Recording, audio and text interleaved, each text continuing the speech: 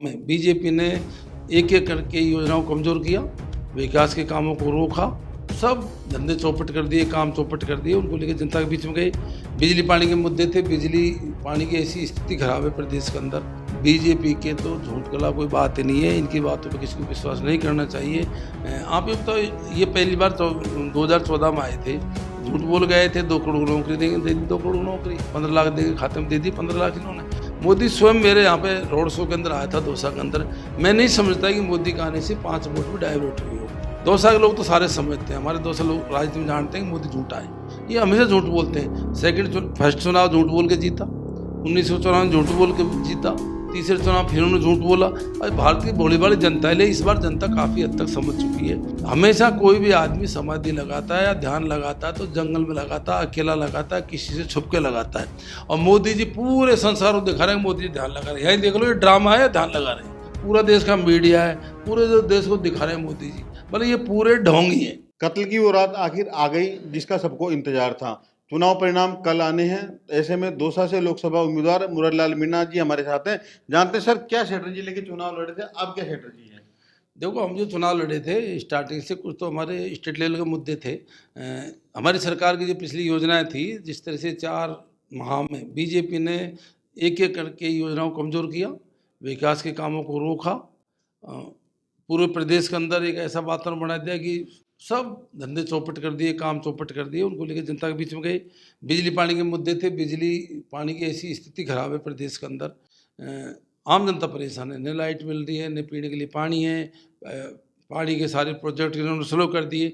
दूसरा, जो केंद्र सरकार के जो मुद्दे थे उनको लेके गए हम, जिसमें संविधान संशोधन का मामला था, आरक्षण का मुद्दा था, युवाओं की बेरोजगारी का मुद्दा था, अग्निवीरों के मुद्दे थे। ये सारे ऐसे मुद्दे थे जिनसे जनता परेशान थी। और यही कारण था कि जनता ने पूरा हमारे पक्ष में मतदान किया और बहुत अच्छी स्थिति में, मैं तो कह रहा हूँ पूरे देश में और विशेषकर दौसा में कांग्रेस के पक्ष में मतदान किया लोगों ने। एग्जिट पोल कांग्रेस की सरकार बनाने से रोक रहा है, बीजेपी की सरकार बन रही है। 400 पार का दावा करने वाली बीजेपी अब कह रही है कि हम 400 पार के नजदीक आ पहुंचे, यानी कि 400 पार वो करने की स्थिति में अपने आप को बता रहे हैं। कैसे देखते हैं इसको?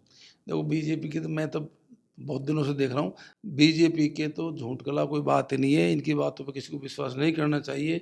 आप ये बताओ, ये पहली बार 2014 में आए थे, झूठ बोल गए थे 2 करोड़ नौकरी देंगे, दे दी 2 करोड़ नौकरी, 15 लाख देंगे, खाते में दे दी 15 लाख इन्होंने। ये हमेशा झूठ बोलते हैं। फर्स्ट चुनाव झूठ बोल के जीता, 1994 में झूठ बोल के जीता, तीसरे चुनाव फिर उन्होंने झूठ बोला। और भारत की भोली भाली जनता है, इस बार जनता काफ़ी हद तक समझ चुकी है। हो सकता है कुछ लोग ये झांसी पट्टी में आ रहे हो, लेकिन लोग जानते हैं कि मोदी झूठ बोलता है। मोदी स्वयं मेरे यहाँ पे रोड शो के अंदर आया था दौसा के अंदर। मैं नहीं समझता कि मोदी का आने से 5 वोट भी डाइवर्ट हुए हो। दौसा के लोग तो सारे समझते हैं, हमारे दौसा लोग राजनीति में जानते हैं कि मोदी झूठा है।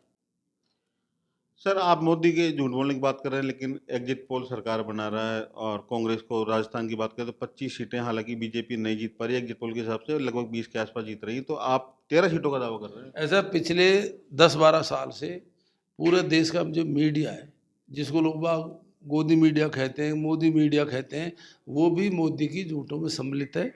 वो भी मोदी को बढ़ावा दे रहा है, क्योंकि जब से मीडिया का ज़बरदस्त प्राइवेटाइजेशन हुआ है या गवर्नमेंट का मीडिया उनके दबाव में काम करता है। जो लोग लाखों करोड़ रुपए का गवर्नमेंट से फ़ायदा उठाते हैं, अधिकतर मीडियाओं के मालिक हुए हैं, वो केवल जनता में भ्रम फैलाने के लिए, विपक्षियों को हताश करने के लिए एग्जिट पोल है। मैं तो नहीं समझता कि जिस तरह का एग्जिट पोल हो ठीक हो। राजस्थान के मामले में भी एग्जिट पोल में वो कह रहे हैं कि हम तो 25 जीतेंगे, कोई 1 सीट बता रहा है, कोई 2 सीट बता रहा है। मैं गारंटी के साथ में कह सकता हूँ कि हम राजस्थान के अंदर मिनिमम 8 से लेकर के 15 सीट के बीच में चुनाव जीतेंगे। 8 सीट कौन कौन सी होगी sir? 8 seat Dausa number 1, number Jhunjhunu, उसके बाद में आप सीकर गिन लीजिए, आप चूरू गिन लीजिए, आप ये टोंक सवाई माधोपुर गिनो, आप धौलपुर करौली गिनो, आप बाड़मेर सीट हम जीत रहे हैं, और इसके अलावा अब अपने डूंगरपुर बांसवाड़ा सीट हम जीत रहे हैं। ऐसे 8 सीट तो हमारी क्लियर है और बाकी 8-10 सीटों में हमारी टक्कर है। अब देख सकते हो कितनी सीटें जीतेंगे। उनकी सीट क्लियर, बीजेपी की 6 सीटें राजस्थान में, हमारी सीट राजस्थान में 8 क्लियर है, 11 सीटों पर टक्कर है। देश भर में कितनी सीटें जीतने का आप लोग दावा करते हैं? तो देश है उसका तो मुझे आइडिया नहीं है ज़्यादा, मैं तो राजस्थान मामले में कह सकता हूँ यहाँ बहुत अच्छी स्थिति में है। जो जीरो की बात करनी होगा, पूरे देश के अंदर भी जहाँ जहाँ मोदी जी की बातों को, इनकी चालों को, इनकी झूठों को लोग समझ चुके, वहाँ ये हारेंगे। और जहाँ जहाँ इन्होंने भ्रमित कर रखा है किसी न किसी नाम पे, धर्म के नाम पे, जाति के नाम पे, झूठ के नाम पे, राष्ट्रवाद के नाम पे, जो इनमें 100 कोस तक नहीं है। आप ये बताइए अभी मोदी जी यहाँ पे वो क्या कर रहे हैं, वहाँ पे करते रहे समाधि लगा रखी है। हमेशा कोई भी आदमी समाधि लगाता है या ध्यान लगाता है तो जंगल में लगाता है, अकेला लगाता है, किसी से छुप के लगाता है। और मोदी जी पूरे संसार को दिखा रहे हैं मोदी जी ध्यान लगा रहे हैं। यही देख लो, ये ड्रामा है, ध्यान लगा रहे हैं। अपने पहले संत महात्मा थे, विद्वान थे, जो ध्यान लगाते थे तो वो जंगलों में जाते थे, अकेले में लगाते थे, किसी को पता नहीं लगना चाहिए। वहाँ पे 2-3 हज़ार तो सुरक्षा के गार्ड है, पूरा देश का मीडिया है, पूरे देश को दिखा रहे हैं मोदी जी। मतलब ये पूरे ढोंगी हैं। तो ये थे दौसा से कांग्रेस के प्रत्याशी मुरलीलाल मीणा जी, जिन्होंने अपनी जीत का दावा किया। इन्होंने कहा है कि राजस्थान में कांग्रेस लगभग 8 से ऊपर सीटें जीतेगी। देश की बात इन्होंने हालांकि करने से इनकार कर दिया, लेकिन इन्होंने ये जरूर कहा है कि मोदी जो हैं, जो ध्यान लगा रहे हैं, ये योग जो मोदी जी की योग चिकित्सा या योग शिविर है, जो गलत तरीके से है, जिसे पहले जो साधु सन्यासी जिस तरह ध्यान लगा के जंगल में जाया करते थे उस तरह लगाते तो शायद कोई न्यायोचित मानते हैं, ऐसा मुरलीलाल जी का कहना है।